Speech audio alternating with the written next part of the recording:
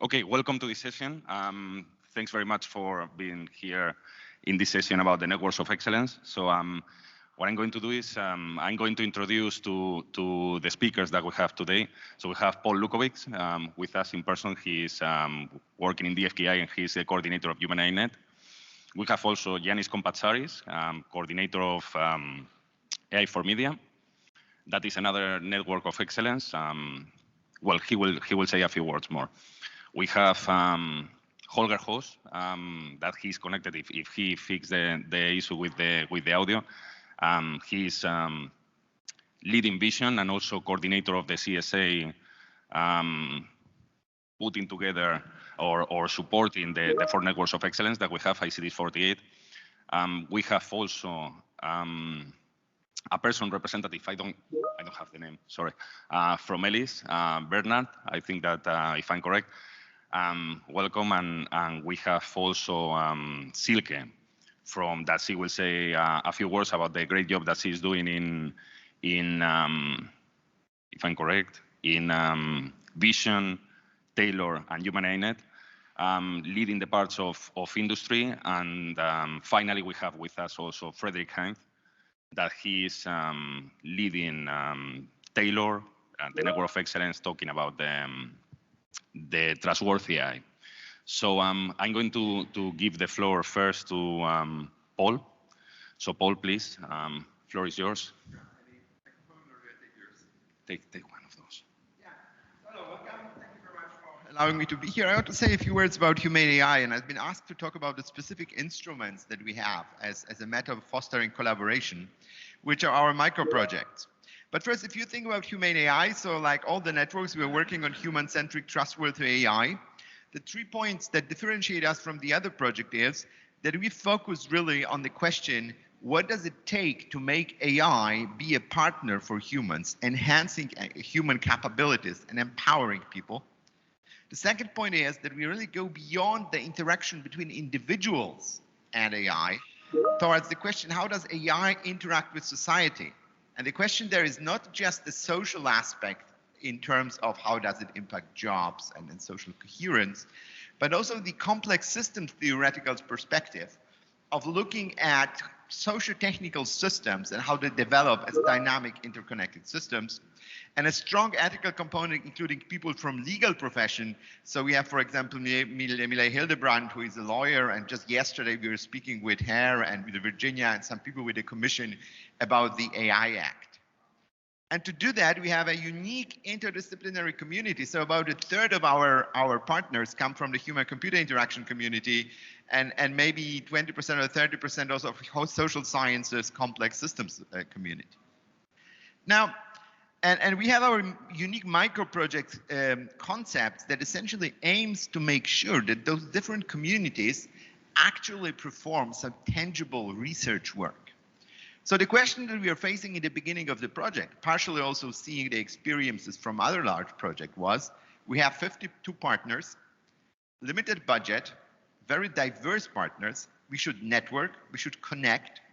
But what was important to me that in the end, we actually do some tangible, high quality research with results that benefit the community. And what we came up with was this concept of micro-project, which means that most of the partners, so we have some funds in the project assigned to things like work package management, platform collaboration, industrial outreach. But most of the project partners have to spend their budget by creating and participating in the micro-projects. So a micro-project is some sort of a small endeavor where 2 or more partners say, okay, we want to do this tangible thing. And tangible thing can mean writing a paper in most cases, providing a data set, providing a tool set, sometimes doing a tutorial or a literature review. And they have to put this outcome. The idea was originally on the AI4EU platform, which we are now doing. We're actually the first one to use the original platform, and we are now migrating to the new one, but also on our webpage and to the presentations. And that is what we introduced, and that has been really extremely successful. The whole thing is part of a complex process, lightweight, but let's say consistent, where everybody has to introduce their idea in the work package meeting. These things are discussed. then they are approved, and then they have to do presentations of the ideas and presentations also of the content. And we are working on improving this process so it's evolving. Now, the whole thing has been extremely successful. So what you see here in the first year and a half, we have 57 of those micro projects that were started. Some are completed, some are still running, some are about to start. And what you can see on the right is the interconnection network. So every edge in this graph signifies two partners participating jointly in a micro project. And what you see, I think with that, we have achieved what the Commission wanted of those networks, which is to facilitate networking, community building, synergies. You can see that the partners spread across Europe, and you will see a lot of them coming from different communities, are now really intensively working with each other. And what's been interesting was that we found that people are really enthusiastic to a degree that in many cases it was not just about recalling the funds from the project, but we see very often is that a partner who said, you know, we have this thing we are working on, and it seems like it could benefit from working with the other partners in the project. So even if they did not have more funds or did not want to commit funds from Humane AI Net, they would join the micro project. Which again, I think is one of the things that the Commission really wanted to see is that we not only create within the project, but that we connect to other know-how, to other things going on within Europe, and manage to sort of leverage it through Humane AI Net. So around 40% of the effort that people put into the project are essentially own resources where people find it's beneficial to work together in the micro project because it helps what we do. So that is something we've been very happy with. And of course, the results of the project are being made available. So if you go to our website now, and again, some of them is also through the platform, then you can find this every micro project with its own representation. And if you click on our network, it's not just a nice graph, but every edge of this graph will give you a description of the project from the project proposal, the project report with the results. And what you will also see are the videos of the project. So that is the way, and what we are now working on, we were working closely with Joachim, with Alessandro, is making sure that all of this stuff actually appears on the platform. I really just like to restate it. We have like 57 of those micro projects, and at the end of the day, every micro project is becoming a paper, a tool set, a data set, and those all the things that as a content, the project will contribute to the community through the respective platforms. So that is something that we are really, really very happy with. And what I'd like to do at the end is I've picked 5 videos from our micro project. I will not show all of them entirely because of time, but I picked them, and I don't want to do disrespect to the other 52 projects, but because they represent very different aspects of Humane AI Net and show different types of collaboration. So that's sort of the classical AI project combining symbolic and neural computation. Neural-symbolic integration, and it is a collaboration. We need some more volume on that. Trento will be executed by Emil van Krieken from Amsterdam and Alessandro Daniele from Trento. In a nutshell, CAN is a neurosymbolic architecture developed in Trento, and theoretical work from Amsterdam can be used to improve CAN's performance. So why is this problem relevant? Well, neural networks, as we all know, often need way too much training data, often millions of training examples, which are not always available.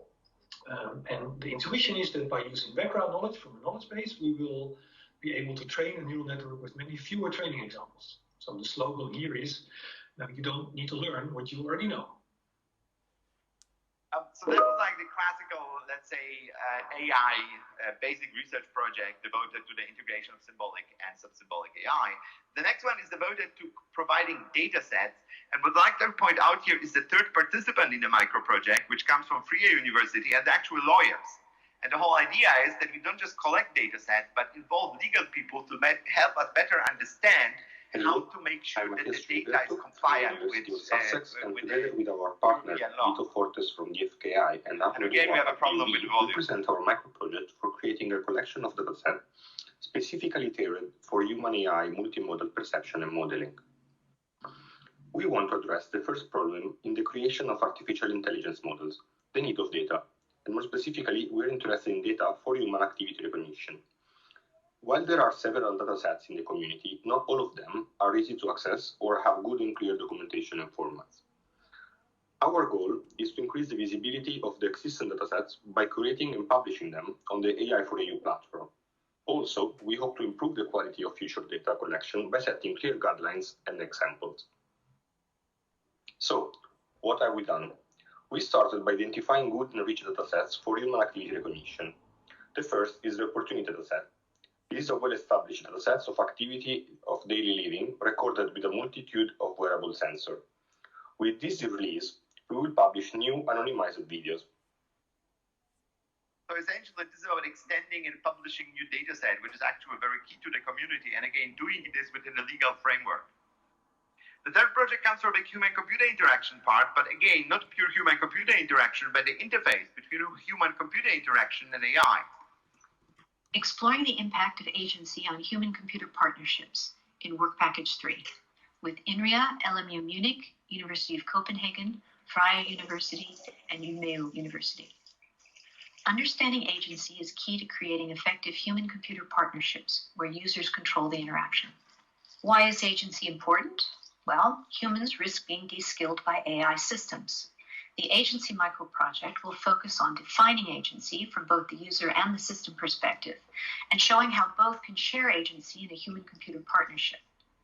Agency is at the core of human-AI collaboration and interaction. Our research goals include defining agency in HCI and AI research, specifying factors that influence perceived agency, and measuring human and system agency. The project will include reviewing AI and HCI literature on agency, running 2 workshops on brainstorming and categorizing agency factors and defining measures and experimental protocols, and creating interactive demos that illustrate diverse forms of human and system agency. So what you see here again is a different kind of output of microproject, the actual organized workshop. It again shows that we really mean the thing about enhancing human capabilities by looking not just at AI, but looking from a scientific point of view at the HCI aspect of that collaboration. So the third project looks into fairness and fair AI. And what I would like to point out here are the partners, because one of the partners, the ING Bank, and it's quite interesting to have industry, especially financial industry, which has a lot to do with ethical questions, work together with us to address fairness issues in AI. Ensuring fairness in machine learning models is very important, but this requires to tackle some ethical challenges, like the choice of fairness definition. However, ethical implications of debiasing operations are often ignored. Our aim is to raise awareness about ethical issues involved in the seemingly technical choice. Okay, so that was one, and I want to put in a fifth project, which comes more really from the social area, and actually here from Bologna. What idea of AI? This microproject had 2 main aims. First, to investigate the social perception and attitudes towards AI. Issues of awareness and trust, bias and adoption were investigated. Second, to deepen knowledge about AI narratives, hopes and fears, positive or negative imaginaries associated with AI. The importance for the Humane AI Net relates to deepening the understanding of the social side of AI, exploring the social and public attitudes of individuals towards AI, and digging into the factors underlying a widespread acceptance and trust of AI technology. Okay, so I hope I was able to show you sort of the breadth of what we are doing, and this is just 5 out of 57 projects. And one last thing I wanted to say, we now start a new round of microprojects, and a very important aspect of them is that we try to engage external people. So if you are interested, you can actually take part in our microproject, and what you will be given is not money for personnel, but we are doing generous travel grant, provided one day people will be able to travel again freely, including subsistence and things like that. And we really, really like to reach out to the community to do more of those fascinating microprojects. Thank you. For those of you who don't know me, I'm Holger Hoos. I'm Professor of Machine Learning at Leiden University and the leader of the coordination and support mandate for the European Centers of Excellence in AI, and therefore sort of somebody with a bit of a stake in this AI network ecosystem, which is the topic of this session.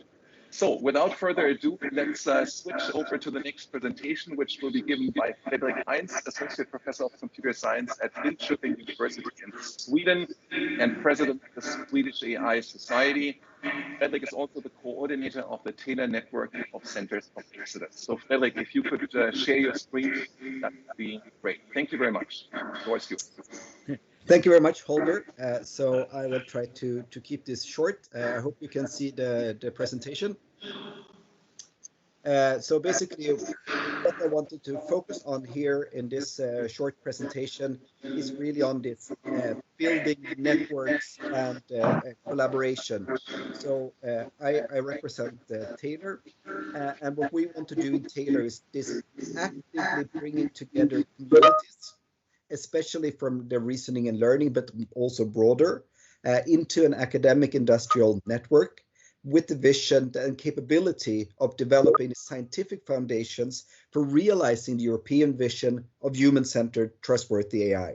So what we're really focusing on is how can we, through these networks, and of course we are very much open and interested in collaborating with all the other networks, creating the capability in Europe of really developing and realizing this this European vision.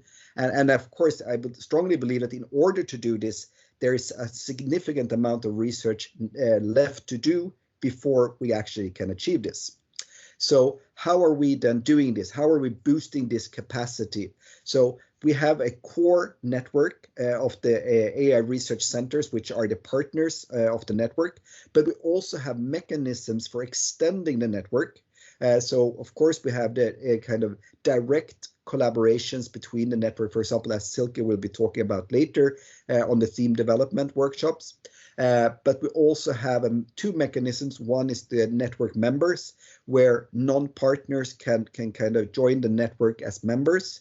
And we also have Connectivity Fund providing some funding for joint work. We have 5 virtual research environments, one for each of what we call the scientific work packages that address these major scientific challenges. We have also learned from Humane AI Net, as Paul was describing, using this coordinated actions.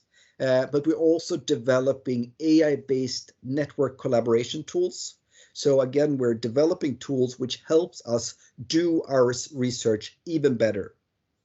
And thirdly, we have a strategic research innovation roadmap where we are developing it for providing a long-term scientific vision, but then we're combining it with this bottom-up coordinated actions in a similar way as Paul was describing. And we're doing those both kind of within these different scientific work packages, but also among them. So these are some of the main mechanisms that we have in boosting the capacity to address these challenges. So I was especially talking about trustworthy. I was asked to talk about trustworthy AI, and here we're really basing this on the ethical guidelines developed by the high-level expert group, where me and several other people here have been involved. So we're basically organizing this along 6 dimensions of trustworthy AI. And then we are setting up different coordinated actions on these different dimensions. And we are also very much interested in how can we combine multiple different paradigms. As I said in the introduction, we really want to bring these different communities together. So of course, this kind of model here has been, or these different systems of human thinking has been raised in several different discussions. And what we really want to do is, of course, to combine this highly effective and successful data-driven, often machine learning-based methods, which are extremely good, but sometimes they fail, or it's hard sometimes to understand exactly what basis they're using to make decisions, and combine that with this more analytical, reasoning-based approach where we have more explicit models of how things work, which of course are much better from a kind of explanation point of view, but you need to combine these different perspectives to really develop the technical scientific solutions that we need in order to achieve this trustworthy AI ideal. So as I already mentioned, we have these network collaboration tools. So for example, we're very much interested in pushing different, how can we match collaborators, resources, labs, etc., to better find who should we collaborate with. We also have working with this Python books, Jupyter books.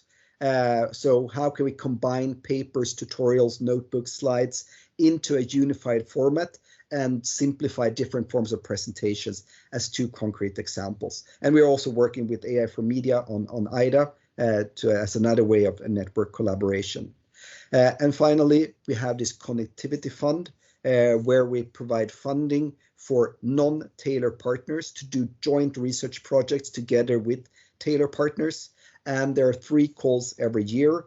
So we are reviewing continuously, and you can apply for up to 60,000 euros for these different projects, which is mainly used for travel and so on, which of course means that we haven't used too much of this fund so far. But the next call closes in March, and hopefully things will look a bit better then, so that you can join us in doing interesting research together. So to conclude, what we're really interested in is bringing together communities, especially from reasoning and learning, into an academic industrial network with the vision and capability of developing the scientific foundations for realizing the European vision of human-centered, trustworthy AI. Thank you very much. Thank you very much, Frederick. Precisely on time. One could think that you're an optimization guy, actually. Brilliant. And I noticed that there is a nice theme through Paul's and Frederick's presentation of bringing communities together and also reaching outside of these specific networks. I think that is something very positive that will of course help us knit together a larger community, a topic to which we will return very shortly. Next to present is Dr. Bernhard Nestler, Marie Curie Fellow at the Johannes Kepler University in Linz, Austria, and a representative of the Elise Network of Centers of Excellence. Bernhard, my pleasure to see you here. The floor is yours. So thank you very much, Holger. Is my presentation already visible? It should. Yes, it's visible, and we can hear you also well. Thank you very much.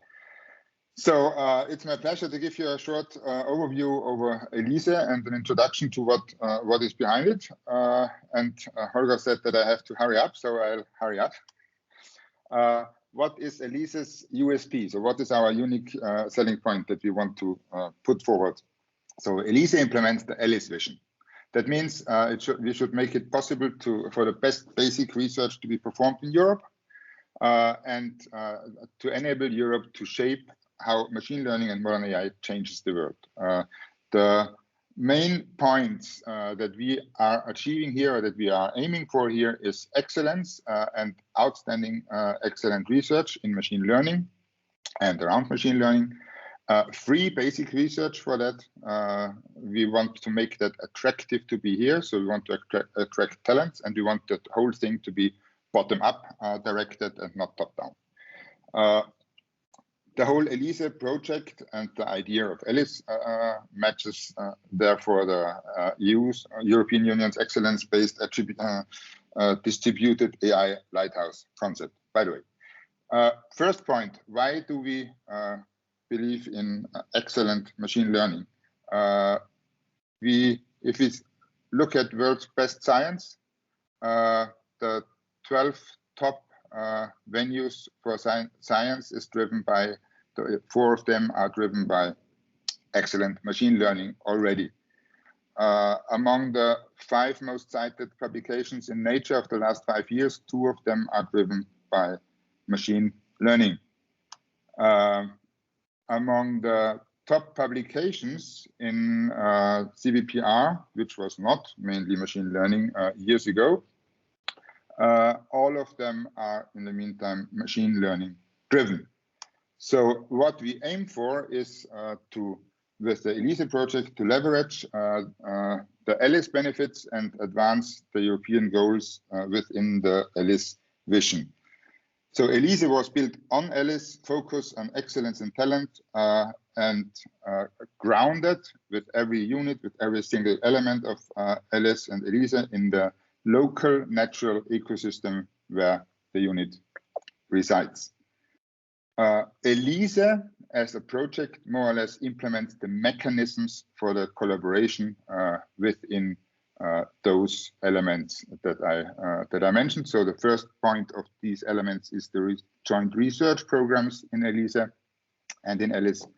The next point are the Elise units. So at the moment, 30 units in 14 countries. Main pillar is the Elise Pan-European PhD program, which I will mention again at a later point. And with that also, and with the research programs, the mobility for fellows, for scholars and students. And the main point, it's a grassroots collaboration with the surrounding ecosystem, especially also with the surrounding industry at the places. Where are those places? Pretty much already distributed over a big part of Europe, I would say. So here you see the participants in the blue dots and the associated partners of the project as the red stars, and as the green stars, the company members or non-academic organizations of the Elise project. So this is only for the Elise project here. So if I talk about excellence and how important excellence is, it's of course a main question. Do we also fulfill our excellence goals that we have put forward for ourselves?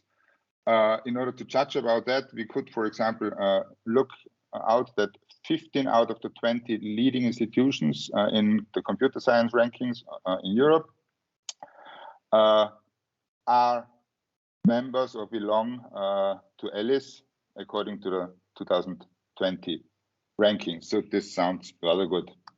The next point is to look at the median age index of the Elise fellows, which is 53. The median age index of research program leaders is 61.5. And if you look at this scatter plot of age index versus citation of the Elise members, then I think you can see that there's a nice, healthy combination of current top researchers and of rising talents here. I think that's a nice illustration. By the way, since Elise started, only the research program leaders jointly produced already 1,000 publications. About time? Okay. Very quickly, one of the most important tools of that is our PhD and postdoc program. Last year we had 1,300 applications. This year we have already 1,800. It was about 90 nationalities and the top 120 students were selected. This gives the 6-month exchanges that emerged from those collaborations. I think this is a nice illustrating graph. So this is not just short visits for 2 weeks, but this is already 6-month exchanges. Elise stands for excellent research, but also is very well rooted in the industry. 16 of our research program directors have double affiliations with, for example, these companies. Here you see just the logos of the specific Elise project use cases. These are important because we hope for them to deliver data, or we promised for them to deliver data, benchmark data sets for the AI4EU project here. And I want to mention one more point, which I think is interesting in this context. We have a success from the Elise project that we wouldn't even have dared to promise. We have developed together, and I mention it, of course, also because I am personally involved also in that thing. We have together developed the first commercially available certificate for AI systems. At the moment restricted to supervised machine learning models. And that certificate is now on the market. So if you have an AI system, supervised machine learning that contains supervised machine learning elements, it is possible to certify that under, of course, the restrictions of the certificate. If you're interested in that, there's a white paper out on arXiv. Of course, work is ongoing for higher security levels. At the moment, it's only C1, and for more complex machine learning models that also go beyond just supervised machine learning. I think I nearly stayed in time, Holger. Thanks. I think you did stay on time. Thank you very much, Bernhard, and thank you for these interesting insights into Alice and Elise. Will be interesting to discuss later a little bit how that connects to the other elements in the ecosystem.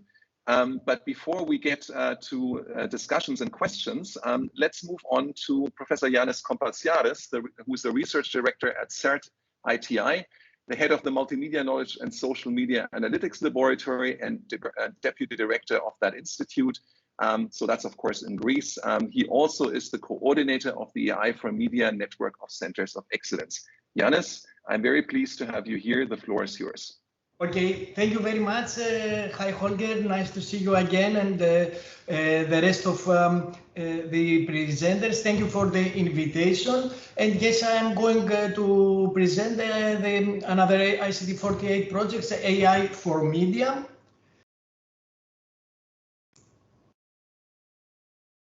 Okay, and what is the overall mission of AI4Media is to develop and deliver next generation AI research and development, and also training activities for the media sector directly affecting society and also our democracy. And a basic component and the aspect in all our development is to take into account principles of ethical and trustworthy AI, and which are the media sectors that we consider in general: multimedia information production and delivery, and more specific subsectors like news and journalism, social media, entertainment, arts and creativity, including digital games. And why we have selected media? Because they directly affect our society. And if the AI and the technology in general is used in a positive way, they have the power to nurture a democratic society and also improve our creativity. But if they are misused, they can lead to polarization, like it has happened in several cases in elections recently, and also to crisis and negative influence, like it is happening with online disinformation regarding to the pandemic we are experiencing. And here is an overview of what we are doing in the project. In the center of our activities, there are research and innovation activities on timely and challenging related topics. These are going to be used in collaboration with our industrial partners in order to build use cases and prototypes in order to demonstrate the contribution of AI in related applications. And then there is a number of supporting horizontal activities like the AI media, the Media AI Observatory, where we are doing road mapping, white paper, and related activities. The IDA, the International AI Doctoral Academy, which I'm going to present in a little bit more detail. And we also have open calls for external partners to contribute and collaborate with the projects. And of course, as I will show, we are having a collaboration with AI4EU, and we will continue to support some of the AI4EU important components. So regarding the research and innovation in AI for media, on the left, you see some more horizontal technologies which can be applied to several applications in order to promote AI-related research in the area. For example, a lot of work is going on improving learning approaches, for example, using online learning, manifold learning, and transfer learning in order, for example, to reduce the amount of training data needed. There is a lot of work going on trustworthy AI, explainability, and fairness of AI. And on the right, we have a more let's say, applied and application-oriented research, which leads to components that can be used more directly in applications. So we have our human and society-centered AI part, where we study potential harmful consequences of AI in society, like, for example, over-personalization in news consumption, leading to filter bubbles, or detection and manipulation of synthetic content, which can result to deep fakes and so on. And of course, on the same time, apart from studying these potential negative uses of AI, we also study techniques in order to mitigate these effects. So, for example, we are developing techniques for AI for healthier political debate. And there is also a number of components developed, let's say, for more traditional media analysis, production, and summarization techniques.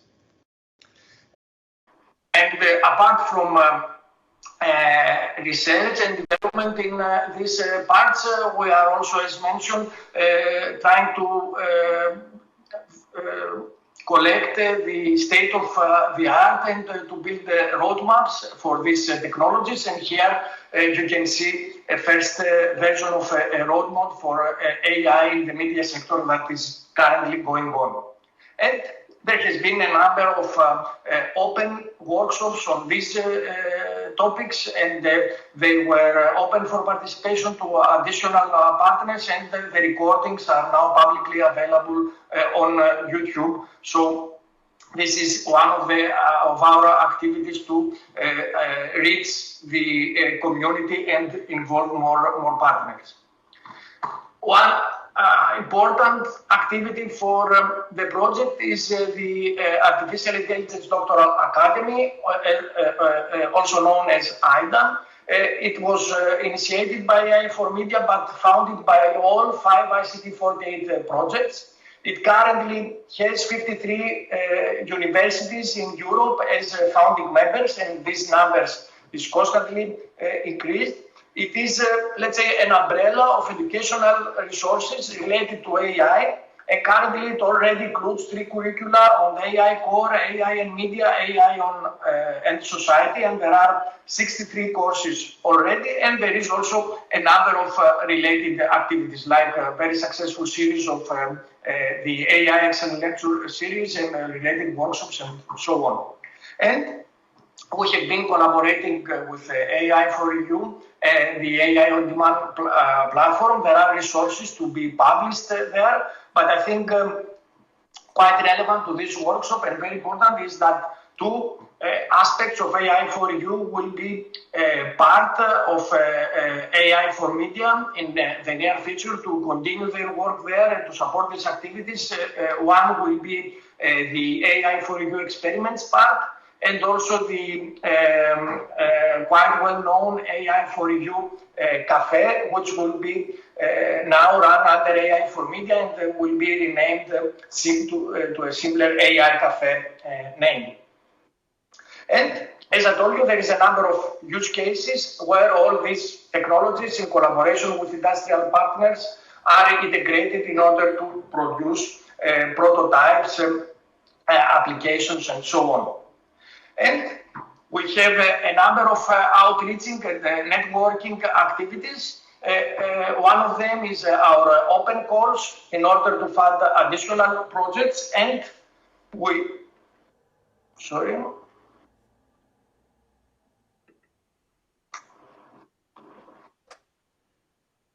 Okay, nice. And the deadline for the first call was last week, December 1st. We submitted 60 proposals, which we think is a good number. And more importantly, a large number of them was 67%, for example, was submitted by SMEs, and 65% of them was submitted to the application track. which we find it very interesting because we are doing enough research within the network. Of course, additional research activities are welcome, but we were very happy to see that there is a lot of interest on building applications by SMEs based on these research results. We also have our Junior Fellows Exchange program in order to promote mobility, especially for young researchers, and it is a quite open scheme where it just has to be, one of the participants just has to be an AI4Media partner, and then everyone else is welcome to participate in these short or medium exchanges. And this is our overall, let's say, vision regarding collaborations, starting from the AI4Media consortium and having already an external layer of associate partners through our open calls, through our mobility framework, through IDA, and in collaboration with the rest of the ICT48 projects to build a much larger network reaching the overall community. And if you would like to participate in this network, starting, for example, by becoming an associate member, but also to see more information on IDA, Open Course, Mobility Program, you can visit, of course, our website. So thank you very much. And this is the consortium and the more information on the project channel. Thank you, Yanis. That was almost on time. Thank you very much. We'll get back to some of the interesting points you have raised later. Now, next, we have Dr. Silke Bautzert-Walter, Senior Consultant at the German Research Center for Artificial Intelligence, DFKI, in Saarbrücken, Germany, who plays a lead role in the ICT48 ecosystem and beyond. Silke, pleasure to have you here. Please, the floor is yours. Yeah, thank you very much, Holger. Is everything working? Can you see the slides? Okay, yes, it great. Is. Everything good. Perfect. Then good morning, everyone, and thanks for inviting me. I will focus my presentation today on the Taylor Industry Innovation and Transfer Program, and then in the end say a few words about corresponding activities we are doing in the Vision. And yeah, since Frederick already introduced Taylor in general, I can focus actually on the activities we are doing to focus specifically on academia-industry collaboration. And we have defined here 4 areas where we would like to bring together AI researchers from academia, but also from industry and other stakeholders to do something together, especially towards developing trustworthy AI. So the first part is obviously the input to the Taylor roadmap, which Frederick also talked about earlier before. And we think that it's very important that this roadmap is defined jointly. So not only from an academic perspective, but also including the industrial perspective. And here we are focusing on the definition of long-term strategic challenges that can enrich this roadmap and also feedback in a way, so feedback industrial requirements to the scientific work packages we are focusing on in Taylor. Then we also are focusing on ideas for use cases and showcases. There we would like to try out some innovative formats like hackathons or challenges. So hackathons are more focused on very concrete use cases where you maybe in 1 or 2 days can actually then develop in mixed teams a demonstrator or a concrete first proof of concept. So this also goes towards what Paul said earlier, get some tangible results, get some real outputs. And then we have also what we call challenges. So this is more for, let's say, scientifically more challenging activities between academia and industry so that teams can work for 3 to 6 months on some specific topics. And then we hope that we will have also some nice showcases that we can show at trade fairs and the like later on, as soon as this is possible again, given this unfortunate pandemic situation. Then we also have some activities where we like to focus on industrial academic co-innovation or transfer labs. So this is basically an academic and an industrial partner, or even more, working together for a longer period of time. So this is not only focused on a few weeks or months, but actually to collaborate on an ongoing basis. And there we have activities like internships, the joint PhD and postdoc program within Taylor, but also beyond.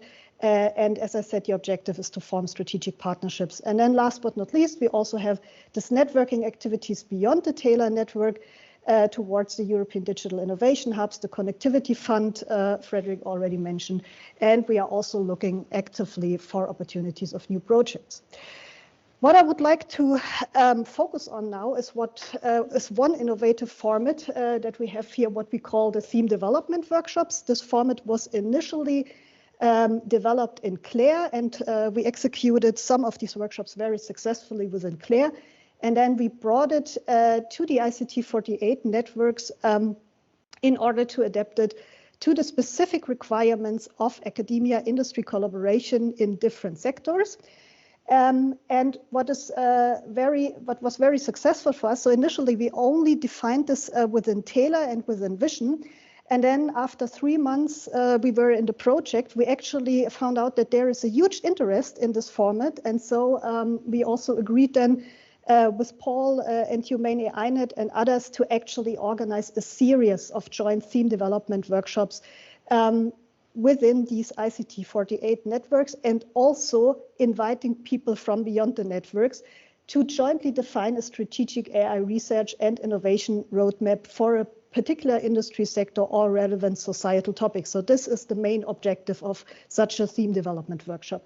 And we have, out of Taylor, we have 6 industry sectors that we are focusing on. You can see it here on the slide. And we are at the moment discussing with Janis and AI4Media about an additional theme development workshop in the media and entertainment sector. And we are also discussing with Humane AI an additional one for the finance and insurance sector. And so far, these workshops are very successful. So we already had 2 of these theme development workshops. The first one focused on AI in the public sector.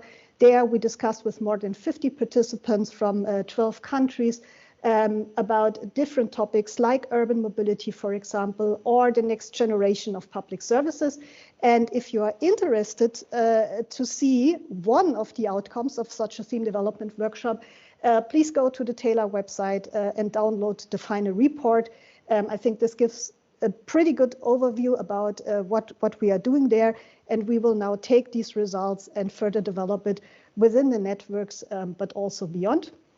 And then the second workshop we actually co-organized together with Humane AI about future mobility, value of data and trust in AI. Also there, this was also a very successful workshop. The final report will be coming soon. There we discussed a lot of topics also around, for example, certification of AI, which was mentioned earlier by Bernhard, trustworthy AI for future mobility. So also really, really important and interesting topics. And the next one actually will be coming next week, AI for future healthcare. There we had more than 100 applications actually. So this also shows how interesting this format is for the community. And we are looking very much forward to this AI for future healthcare workshop next week. And then last but not least, as I said, a few words about some more activities in Vision, so the coordination and support action. So obviously, we want to support the networks in academia industry collaboration, but we also want to amplify the activities that are coming out of the networks. And so we are working, for example, on some community and industrial panels, like the theme development workshops, for example, but also other activities. We also have some specific activities focused on Digital Europe and the collaboration with the European Digital Innovation Hubs, because also this is very important to bring the results more to the regional ecosystems and also the small and medium-sized enterprises in Europe. And then we have also an activity focused on innovation management and industrial visibility. And we also have planned some corresponding activities around this. So, for example, also have 2 cross-cutting theme development workshops in the series of joint workshops. and other activities that you can see here. And I don't want to talk much more about this because Holger in his presentation will probably tell you a little bit more about vision. So I'm closing my presentation here. Thank you very much for your attention, and I'm looking forward to your questions later on. So I'm going to just condense it down to the bare minimum to help us preserve some time for actual discussion here. So let me quickly share my screen and just say a few words about vision, and then we go into the panel part. So, you know, the starting point for vision is the recognition that there are significant challenges, but also opportunities for AI in Europe. Among the challenges is a talent bottleneck and brain drain in global competition, a lack of global leadership, European global leadership in big tech and government spending in AI, and a rather fragmented AI community. All of these make it difficult for us to hit high and perform well in Europe in AI. On the other side, there is a high level of AI readiness in industry and society, higher than in other parts of the world. We have great historical and current strength across all of AI. There is a broad and diverse talent pool. Bernhard mentioned this and others as well. There is the potential for global leadership in human-centered, trustworthy AI. So the European Commission, as you all know, they had this ICT 48 2020 call, 50 million euros over 4 years, intended to be seed funding for larger investments into the AI research community in Europe, created 4 networks of centers of excellence. You've heard from all of them, plus 1 coordination and support mandate named Vision. And this whole ecosystem leverages very strongly existing networks such as Claire, Alice, Humane AI, and a few others. So here you can see sort of a very simplified piece of this ecosystem. Those are the pieces from which we've heard in the session earlier, and there are other pieces from whom we haven't heard as much that are also very much connected to that. And Vision intends to somehow bring this together to provide strong coordination and synergy between the 4 networks of centers of excellence, to bring together the diverse European community, overcome fragmentation, and prepare the ground for more substantial investment, which we need in order to succeed. Vision is a pretty small consortium. It actually only has 9 partners, as you can see, but nicely distributed across Europe, and these partners are all very strong in what they do. It has a number of instruments which have been mentioned already. I don't want to go into any details. You can read more about this on our website. But I do want to emphasize 2 things. The first is Vision very strongly is based on the idea that we need to leverage a key European strength, and this is to be united in diversity. And therefore, the overall theme of Vision is to bring together the diverse European AI community to overcome fragmentation and to create critical mass, to create something that's more than the sum of the parts. And one specific mechanism we actually implemented for that with quite a bit of support also from AI4EU, and we thank them for it, and from the other networks, is this Matamos installation for cross-network exchange and beyond. It's an instant messaging platform, Matamos, many of you know that leverage community dynamics, ties together many of the actors from whom you've heard today. It has had a great start with over 4,000 users since March 2021. There's 5 teams on there. And if you're interested in joining that, if you're not yet part of this, take a note of that slide, which of course will be shared later. You can become part of this, obviously, as well. Other mechanisms that Vision has been engaged in have been mentioned by Silke and others before. So in the interest of time, I'll actually just stop here and go straight into our discussion mode. And so in order to kick this off, let me first of all unshare my screen here so that we can see each other a little bit better. Let me just see, where are we? Good, there we are.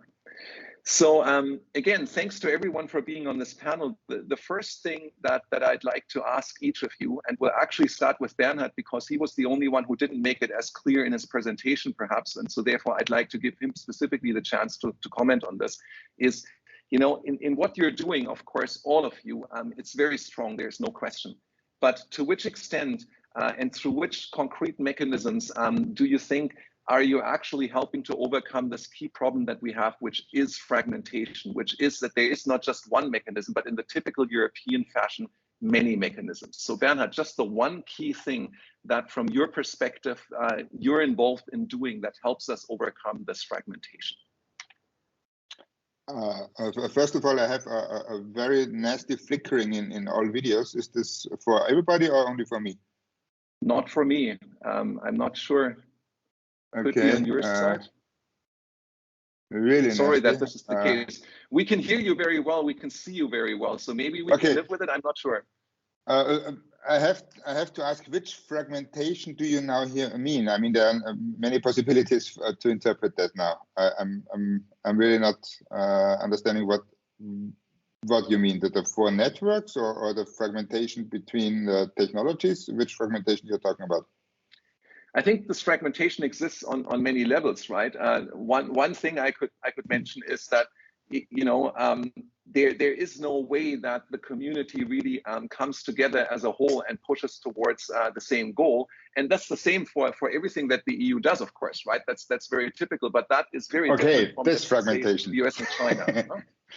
This fragmentation. Honestly, I mean, I cannot talk here for all of Elise, not even for all of Elise. This fragmentation is not the worst thing, I think. If every one of us is trying the best we can, then we only have a problem how to communicate versus the European Union and how to communicate also to the whole society. But an enforcing of a one-channel communication is, I think, neither in the meaning of in the interest of excellence nor in the interest of the broadest possible distribution. There are more channels. There are more channels of research. There are more channels of.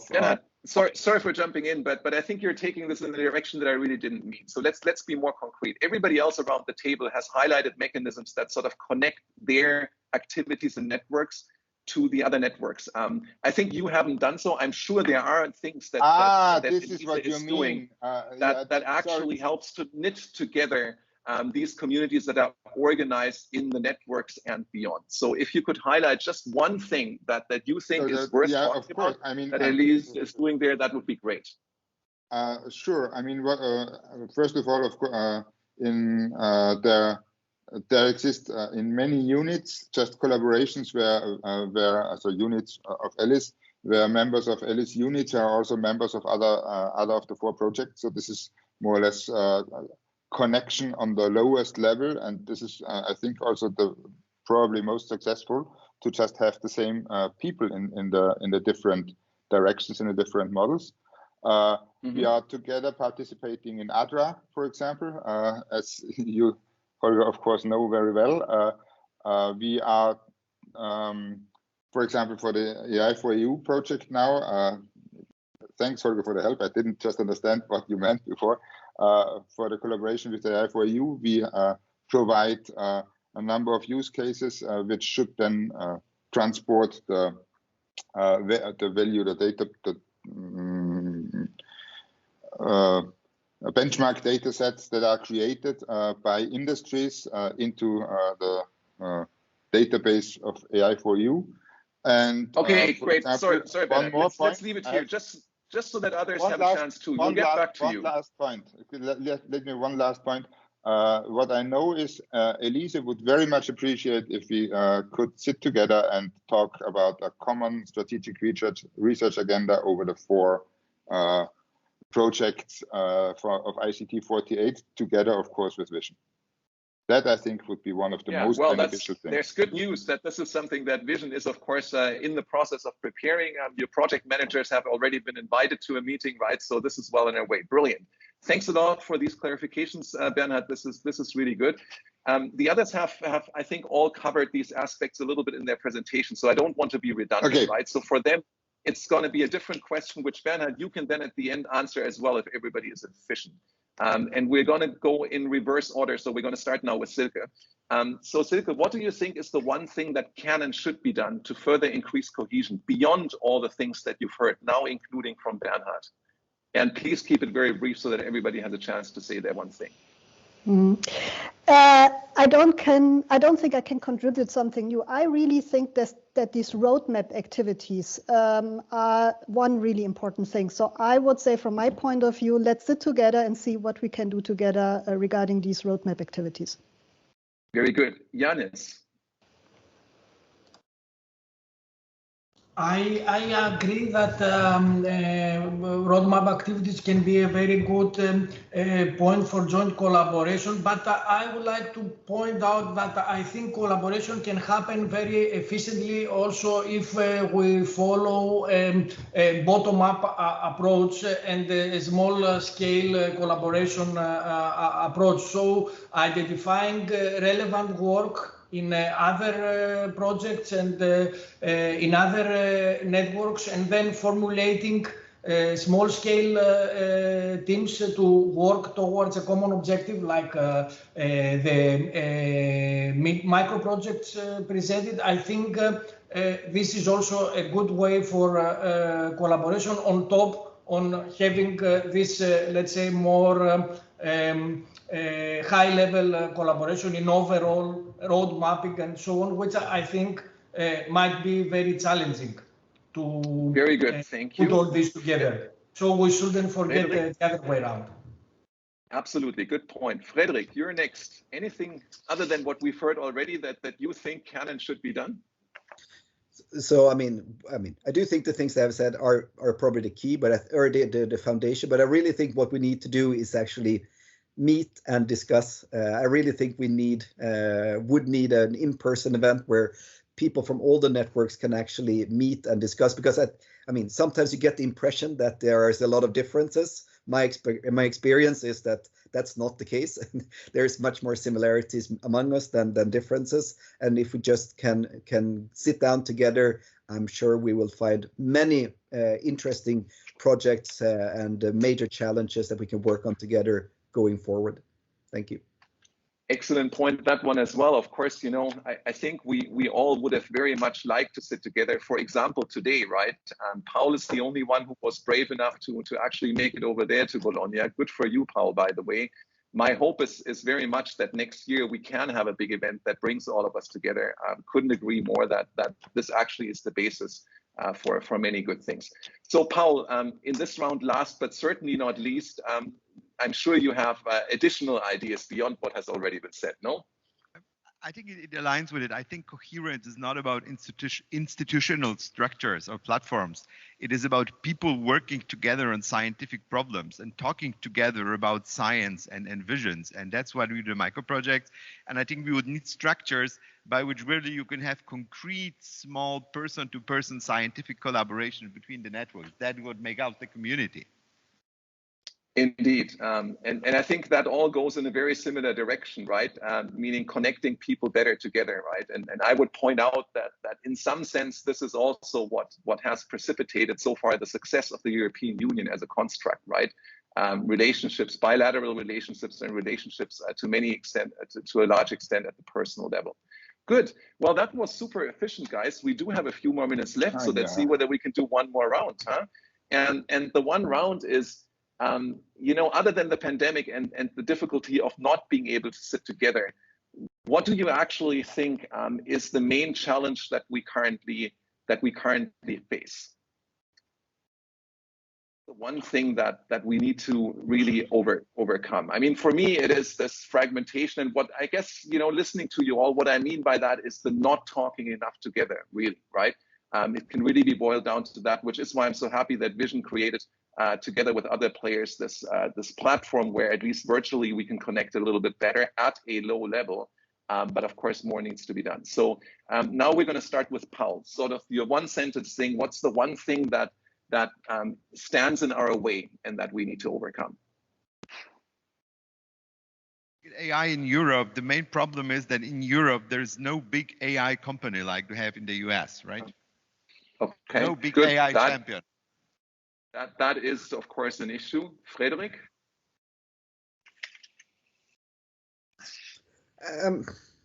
I really think, I mean, that we need to combine I mean, there's a lot of talk about regulation. There's a lot of talk about structures. There's a lot of talk about investments and so on. But I really think what we need to do is do the work. I mean, that we do have a lot of opportunities. There is a lot of things we actually can do.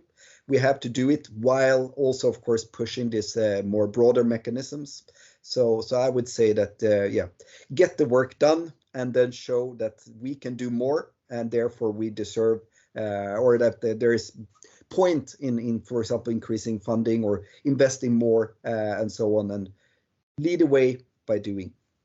Very good. And we all seem to be well on our way to doing that, but there's always more we can do. Yannis, anything else that you would like to add to that? The major thing that we should overcome. Just on top of what Paul said, I will also say lack of big companies, which means also lack of realistic data, which is important in order to do research and development, and also find ways how to apply the result for the industry and for society. Very good. Bernhard, next. Yeah, first of all, I think one of the problems is that we do not believe enough in ourselves. I mean, this is one of the problems of Europe, isn't it? And that we always think we only are there if we are perfectly there and everything is perfect, fine, and guaranteed and so on. I think a little bit more daring the risk would sometimes be a good idea here. And the other thing is, this is also connected a little bit with, for example, the point that many of us, many people in Europe think, I mean, it is clear that we are scientifically, we are not leading, we have not a big AI company in Europe, we are behind, and China and US will overcome us. I don't think that is at all, that at all has to be true. I mean, the race is by far not over, the race has just started even. And I think we are in excellent positions in that race, and we should also believe in ourselves and also believe in fostering what we have here, and not thinking sorry for the word, we only can regulate what the others are doing. This is by far beyond, by far below our real competences, and I think Europe should believe more in that. Great point. We should believe more in ourselves, prouder, right? Absolutely. I couldn't agree more with that. And last but not least, Silke. Yeah, I would like to connect to this. Be more bold, be more ambitious, and have some really international, visible moonshot projects, pillars, or even a lighthouse to actually communicate this and work together. Excellent. Not to forget, he brought also celebratory cigar, but it's only a pen. We are over time. I would love to keep going with this, but I think we should be somewhat respectful, especially since we also started early. So I'd like to thank you all very much. I personally can't wait until we have a chance to sit together in person again. Paul has led the way, so maybe next time we can all make it to wherever we have to go. Maybe the pandemic will make it easier. Wonderful to have been with you here today. Again, apologies for rushing a little bit, but you know, we had only the hour, which always is a bit of a challenge. I thank you all very much for your help in filling the hour somewhat evenly and fairly with our contributions. I think you did that very well. Thanks a lot and enjoy the rest of the conference. Thanks also to AI4EU for putting this on. Bye-bye.